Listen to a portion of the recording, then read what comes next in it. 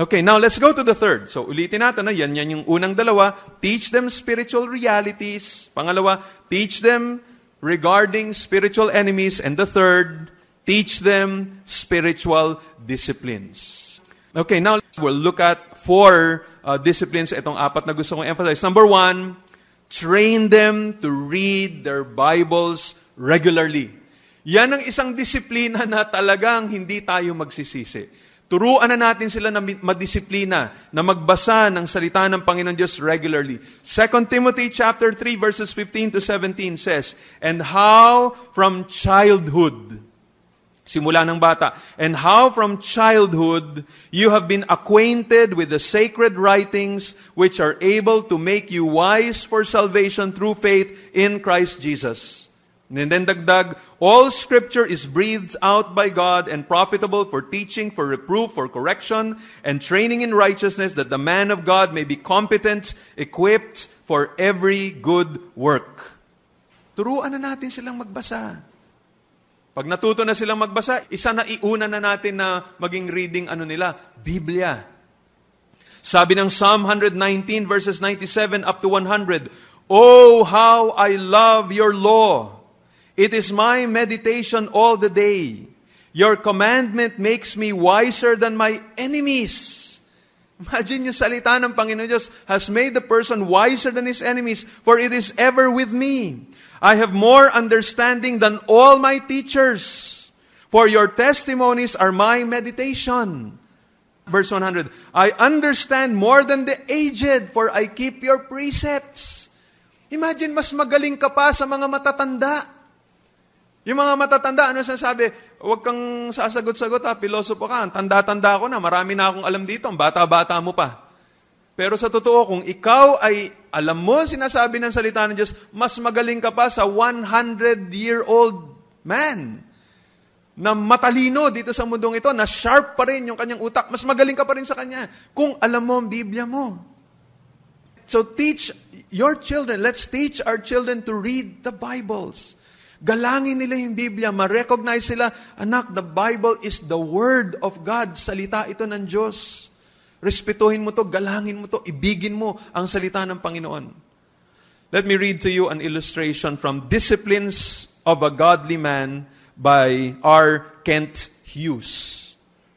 Disciplines of a Godly Man. Tingnan niyo ang binanggit niya rito about reading the Bible. Sabi niya, an illustration.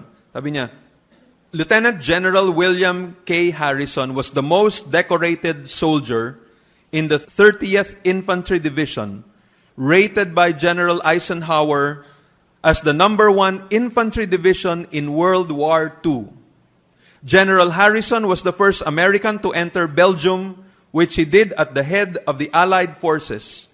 He received every decoration for valor except the Congressional Medal of Honor, being honored with the Distinguished Silver Cross, the Silver Star, the Bronze Star for Valor, and the Purple Heart. He was one of the few generals to be wounded in action. When the Korean War began, he served as Chief of Staff in the United Nations Command, and because of his character and self-control, was ultimately President Eisenhower's choice to head the long and tedious negotiations to end the war. General Harrison was a soldier's soldier who led a busy, ultra-kinetic life, but he was also an amazing man of the Word. When he was a 21-year-old West Point cadet, he began reading the Old Testament through once a year and the New Testament 4 times. General Harrison did this until the end of his life, even in the thick of war, habang nasa gera. He maintained this commitment by catching up during the 2- and 3-day respites for replacement and refitting which followed battles, so that when the war ended, he was right on schedule sa pagbabasa niya ng Bible.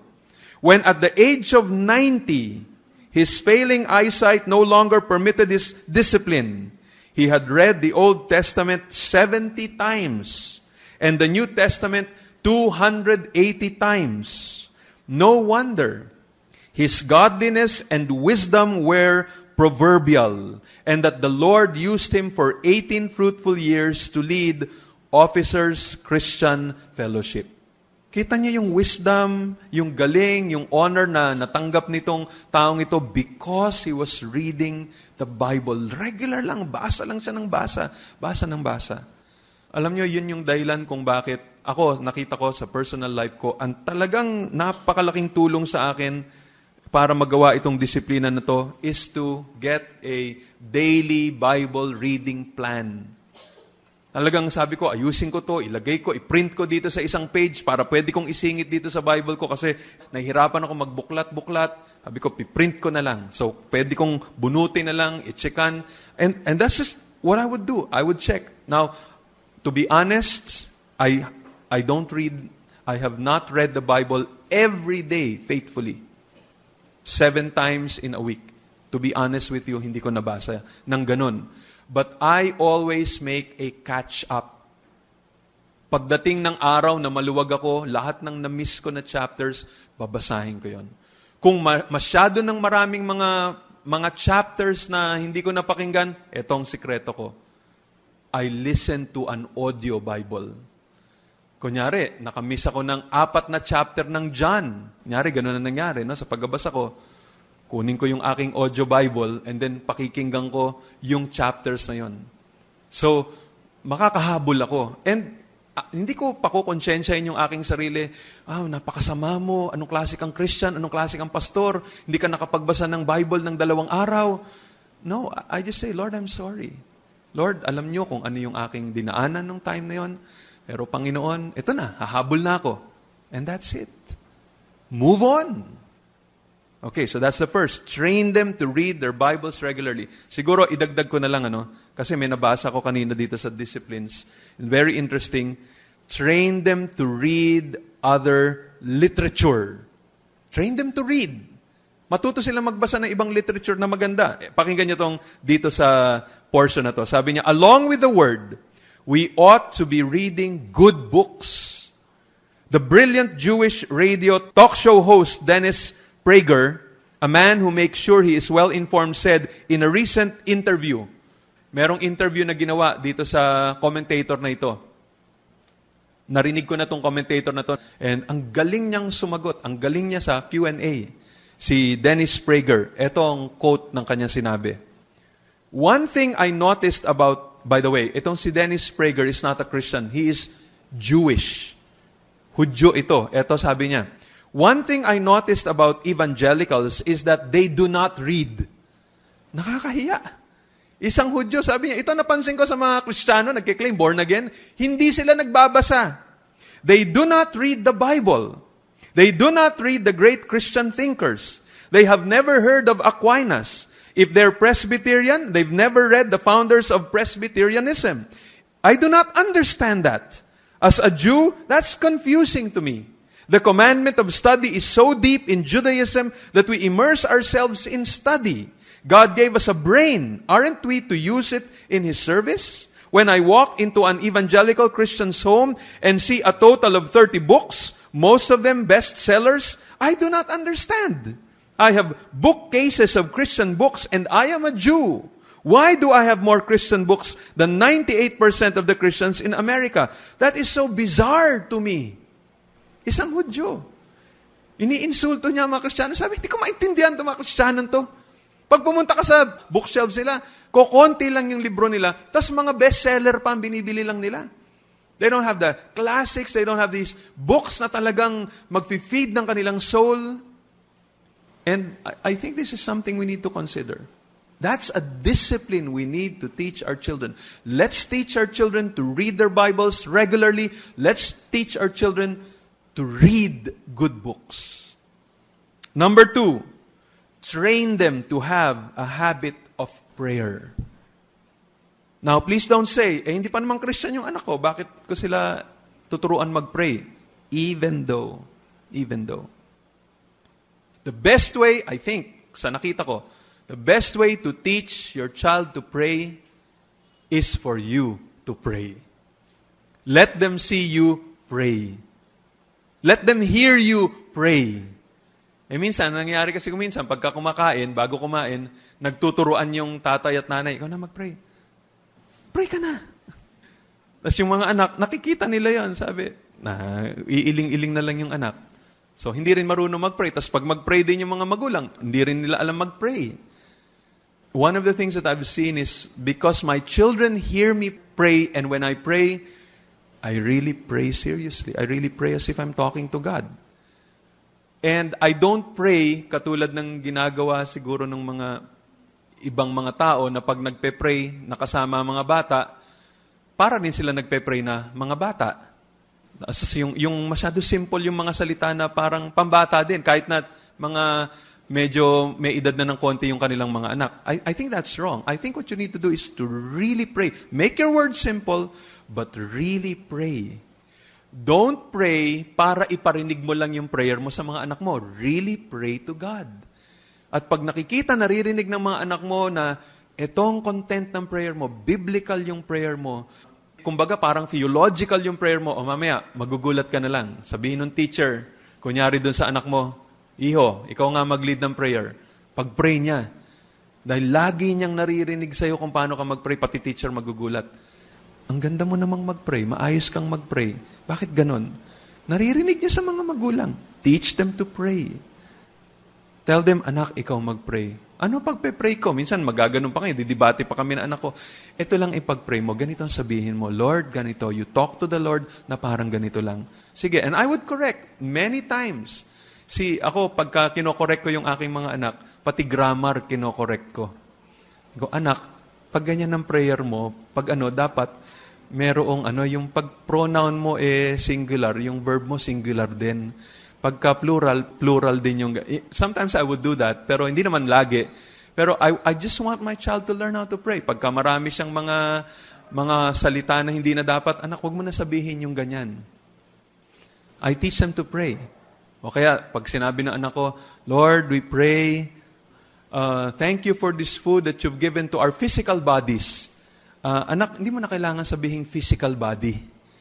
Kasi para saan pa ba yung pagkain? Sabihin mo lang, give to us. Give to our body. Wala naman iba pang body siguro na binabanggit. Spiritual body or whatever. It's just the body. Or just say us. You don't have to say physical body. Minsan it's just little things. But what do you want to do? You want to train your child to pray. Maganda pala ito, lalo na itong prayer na to, pagka may mga dinadaanan kayong mga bagyo sa inyong buhay. Gather your children immediately. Share with them yung burdens and concerns ng inyong family. Alam niyo mga anak, may problema tayo financially. Let us pray to the Lord. Alam niyo anak, may sakit si ganito. Let's pray to the Lord. Alam niyo si auntie ninyo, may sakit daw na ganito at nagre-request ng prayer. Di kayo anak, mag-pray tayo kaagad. Kahit ano ginagawa namin. Kahit nanonood kami ng television, if it's an urgent need for prayer, sabihin ko, Lika, tama na muna yan, sandali lang. Let's just pray quickly. Pag-pray lang natin itong concern na to. There is a request. So, you show them that you take prayer seriously, na para sa inyo, importante talagang manalangin. You really believe that when you pray, something happens. Teach them how to pray. Number 3, train them to be faithful and regular in attending church. Train them to be faithful. Na yung pag-attend nila sa church is even more important than practices in music, than playing na ganito, playing basketball or whatever. I-train natin sa kanila.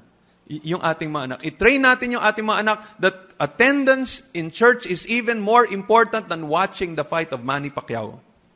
Honestly. We are to show our children, anak, ito yung oras ng ganito, pero ito yung time ng service natin, uunahin natin ang Panginoon Diyos. Unahin natin siya. Ito yung disciplines na tinuturo natin sa ating anak. We're telling them, this is important. This is important. Kung tayo ay pupunta ng ibang mga lugar, iniisip natin, saan kaya tayo makaka-attend ng church? We want to impress upon them the importance of the body of Christ. Sabi ng Hebrews chapter 10 verse 25 that we are not to give up our meeting together as some are in the habit of doing, but we are to encourage one another all the more as we see the day approaching. Habang palapit na ng palapit ang pagbalik ng Panginoon, lalo nating encourage ang bawat isa. Importante itong mga spiritual disciplines na to, including our attending our church gatherings. There will be times, of course, na meron talagang mangyari na hindi tayo makaka-attend. But let our children feel that this is a priority in our life. Importante ang pagdalo ng church, anak. Mararamdaman ng ating anak, ganun ka-importante ang iglesia. Hinahanda natin ang ating sarili, ginagawa natin ang paraan para makasama natin ang mga kapatiran para sumamba at magpuri sa ating Panginoon when we're with our children. Number 4, let's train our children to have a habit of obedience. I think you could consider that a spiritual discipline. Obedience. Sabi ng Ephesians chapter 6 verses 1 up to 3, children, obey your parents in the Lord, for this is right. Honor your father and mother. This is the first commandment with the promise that it may go well with you and that you may live long in the land. Let's remind our children, anak, pag hindi ka makikinig sa akin, pag hindi ka matututong mag-obey, paiikliin mo buhay mo. Ikaw rin ang magkakaproblema pag lumaki ka, anak. Mapapasailalim ka ng sumpa ng Panginoon. Kasi sabi dito, ang blessing ay darating sa mga taong ganon ang kanilang paggalang, pag-ibig, pag-honor sa kanilang mga magulang. Kung titingnan natin ang Biblia, makikita natin na sinasama ng Bible ang pagiging disobedient sa mga magulang na isa sa mga dahilan kung bakit we are going to have terrible times in the end. Sabi ng 2 Timothy chapter 3 verse 2, for people will be lovers of self, lovers of money, proud, arrogant, abusive, disobedient to their parents. Kaya hirap ang buhay in the last days because kids are disobedient to their parents. Ang mga magulang are instructed by the Lord, lalo na if they are seeking for the position of elders in the church, they are to keep their children submissive. Pag hindi na-train ng mga lalaki, lalo na, ang kanilang mga anak na maging submissive, they are disqualified from becoming elders of the church. Now, please do not think that this is just for elders. This is for everyone. All parents and fathers, kailangan ginagawan lang paraan para tulungan ang kanilang mga anak to learn to submit. Dapat i-impress natin sa ating mga anak, blessing ang nagsasubmit sa mama at papa. Blessing yan, anak. Huwag natin payagan na i-entertain ng mga anak natin sa kanilang isipan na curse ang pagsunod sa mga magulang. Maraming mga bata, ganun ang tingin ngayon. Sabihin nila, ayoko na sa bahay, gusto ko makapag-asawa na. Gusto nila makapag-asawa ng maaga para makaalis na at hindi na sumunod sa kanilang mga magulang. Kids, don't think that way. Change your mind. Isipin nyo, obeying your parents, honoring your parents, speaking well of your parents will bring great blessing sa inyong mga buhay. These are the things we need to teach our children while they're still young. Pag lumabas sila dito sa sphere na ito, itong tinatawag na circle of blessing na nakalagay sa Ephesians 6, 1-3, yan ang gamit ng palo para mabalik uli sila dito sa circle of blessing na to. Parents, I hope that you'll take these things very seriously. Katulad ng binanggit ko sa inyo dati, tama na ang maling pagpapalaki ng mga anak. Ayoko na yung tradisyon o kultura o bagay na natutunan ko mula sa mga lolo, lola, mga magulang na hindi tamang paraan ng pagkapalaki ng mga anak. It is a great blessing and privilege na tayong lahat ngayon ay tinuturuan ng Panginoon paano magpalaki ng mga anak ng tama. Let's follow these instructions. Let's teach our children spiritual realities. Let's tell them regarding spiritual enemies, and let's train them regarding spiritual disciplines while they are still young. If you feel you cannot do this, ask for help.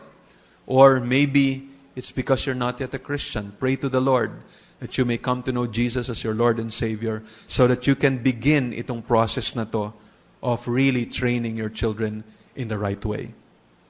I pray to the Lord na sana tayong lahat ng pamilya dito sa ating church, tulungan ng Panginoon na magawa ito. Let's come before the Lord in prayer. Heavenly Father, we want to thank you for this time that you've given us. Thank you for the principles that you have taught us. Father, my prayer is, tulungan niyo po kaming lahat, lalo na ang mga magulang. Panginoon, kung yung mga young men or young women are going to be self-controlled, kailangan, Panginoon, na bata pa lang sila sa kanilang mga tahanan, nakakatanggap na sila ng training mula sa kanilang mga magulang. Napakalaki ng role ng mga magulang para sa kaayusan ng kanilang mga anak. Turuan niyo po kaming lahat, Panginoon. Gabayan niyo po kami. Pakita niyo sa amin na itong Bible na ito ay napaka-importante para sa aming buhay. We cannot neglect this, O God. Pag ginawa namin yon, it will bring harm not only to ourselves, but to our families and eventually to society. Lord, we pray, have mercy upon us. Lord, may this message reach many, many parents in our country and perhaps even the world. Have mercy upon us, Lord. Forgive us sa mga pagkukulang namin. Forgive the fathers who are here. Yung iba sa kanila, Panginoon, may have attended our services for many times already, but up to now, hindi pa rin nila ina-apply itong mga principles na to. Please help the parents, for you specifically said in your word, Fathers, do not provoke your children to anger, but bring them up in the discipline and instruction of the Lord. O God, open the eyes of fathers here. Makita nila, Panginoon, mabantayan nila yung kanilang sarili. Maging humble sila, O God. If they have been provoking their children to anger, let them do something about it, Lord. If we have not been bringing up our children in the discipline and instruction of the Lord, Lord, open our eyes to see that and help us to make the necessary adjustments in our time, in our workplaces, so that we are able to accomplish your word. Have mercy upon us, O God. All this we pray in Jesus' name. Amen.